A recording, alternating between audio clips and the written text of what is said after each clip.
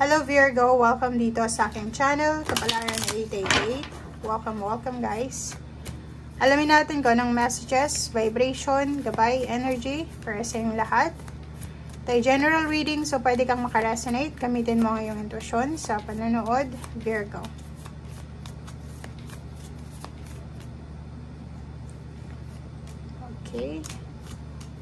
Okay, weekly tarot tayo guys. Phobias, male, female, and love life. Okay. Wow. May Virgo dito na posibleng single siya. And babae man or lalaki, male or female. Siguro sa linggong ito, may nararamdaman siyang takot regarding relationship. Pwedeng may Virgo na ino-offera ng relationship, ng kasal, ng commitment. May nanliligaw, may nagkakagusto, may nagpapakita ng interest. Pero dahil sa takot kang maloko, takot kang maulit-ulit yung nangyari sa nakaraan, takot kang umiyak, takot kang ma-disappoint.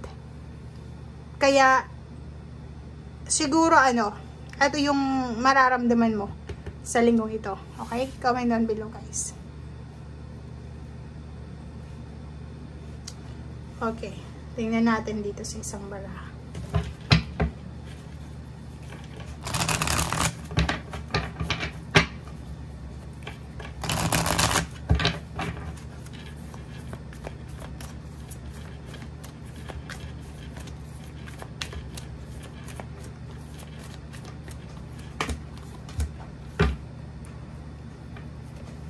Okay. Virgo, transformation, hope, heartache, and loss. Okay, so, etong heartache and loss na to, pwedeng makaresonate siya dito sa tatlong barahang to. Diba? So, iisa lang yung parang mensahe dito, Virgo. Parang isa sa inyo or marami sa inyo na ang dahilan kung bakit natatakot kayong makipagrelasyon, natatakot kayong magtiwala, kasi nasaktan na kayo, nawalan na kayo. And yung takot nyo is yung mawalan, yung masaktan, yung umiyak. But mayroon kang 3 cards dito na sobrang positive. 3, 17, 8, 13, 4 na may transformation na darating.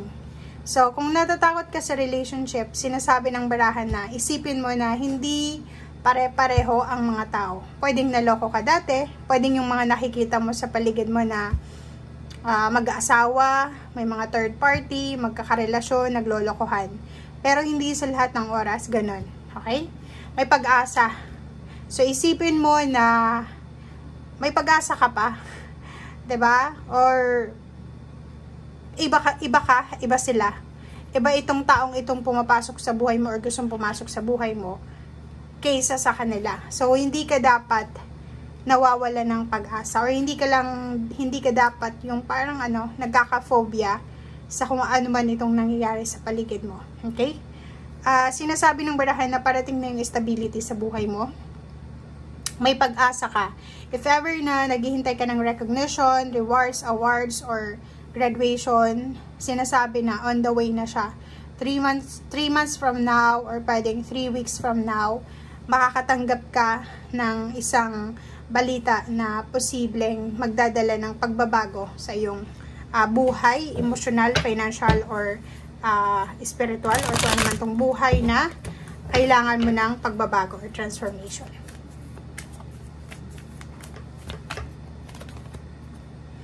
Okay, choose wisely. Maraming choices, options, decision making ka na posibleng pagpipilian.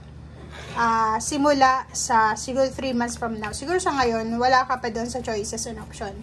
But in 3 months, pwedeng July or June, posibleng marami kang kailangan pagpilian. Okay? So, mayroon ditong conflict and defeat. Tapos, mayroong memories of love. Yun. Etong barahang to is parang sinasabi na ang dami-dami mong napagdaanan na hindi maganda sa nakaraan. Marami kang mga bad experiences sa mga taong pinili mo, sa mga choices mo. Parang sinasabi ng barahan na unang-una sa relationship siguro, yung choice of, yung personal choice mo sa pakikipagrelasyon ay siguro nagkamali ka dati. Trabaho ganun din, or pwedeng sa pinag-aralan, like yung pinag-aralan mo sa kolehiyo, hindi talaga siya yung good choice para sa'yo. Nagkamali ka ng choice. Parang ganun. Trabaho, ganun din. Like, for example, sa trabaho, pwede kang nagkamali rin. Diba? Pwede kang nagkaroon din ng pagkakamali sa pagpirma sa kontrata or ganito, ganyan. So, nakikita ko sir dito na yung past mo, yun yung parang dahilan kung bakit hindi ka makausad para sa future mo. Kasi ano yung past mo ay inuusig ka pa rin niya. 'Di ba? Hindi ka makapamili ng tamang desisyon, ng tamang choices kasi nakatingin ka pa rin sa nakaraan mo. Which is sinasabi ng barahan na hindi dapat ganun yung approach mo sa ngayon. Kasi may pagbabagong nagaganap sa'yo paunti-unti. Okay? So, mag-focus ka lang sa kung ano dapat yung nandito sa ngayon. And yung past mo, kailangan mo na siyang i-let go. Diba? So, kung makikita mo dito, focus ka sa mga good news, information, answers, confirmation call, any types of communication na pwedeng dumating sa'yo. Okay? And, yun, wag mong isusuko yung, kung ano yung ino-offer sa'yo ng universe sa ngayon. Kasi ang daming ino-offer sa'yo, mapa-relationship man siya or money, may ino-offer sa'yo ng universe na para sa'yo. Naka-destiny talaga para sa'yo. Kaso lang, hindi mo masyadong binibigyan ng attention kasi, yun na nga, natatakot ka, baka maulit na naman yung dati, baka bumalik na naman yung dati, parang ganon. So, may phobia ka.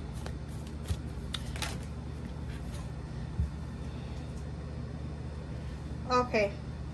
Meron ditong 7 of Pentacles. If ever naghihintay ka ng harvest season, naghihintay ka ng graduation, recognition, rewards, awards, celebration, victory, or success, sinasabi ng baraha sa'yo dito na parating na. If ever ang success na hinihintay mo is relationship, sinasabi ng baraha sa'yo dito na huwag kang mag-alala kasi deserve mo na maging masaya, deserve mo na maging maligaya, lalo na sa usaping relationship. And especially sa money. Kasi sa money, sobra kang hardworking eh. Diba? Pag sinabing trabaho, trabaho talaga. Pag sinabing pahinga, pahinga talaga. Yun yung concept mo, yun yung mindset mo. So, may paparating ditong relationship, expected man or unexpected. May paparating na swerte, na blessings, or kung ano man to na mga i-offer sa'yo, recognition, rewards, awards, transformation, na kailangan mong harapin. Okay? Hindi ka dapat natatakot. Hindi mo dapat kinoconnect yung past mo sa kasalukuyan and sa future. Thank you guys. Bye!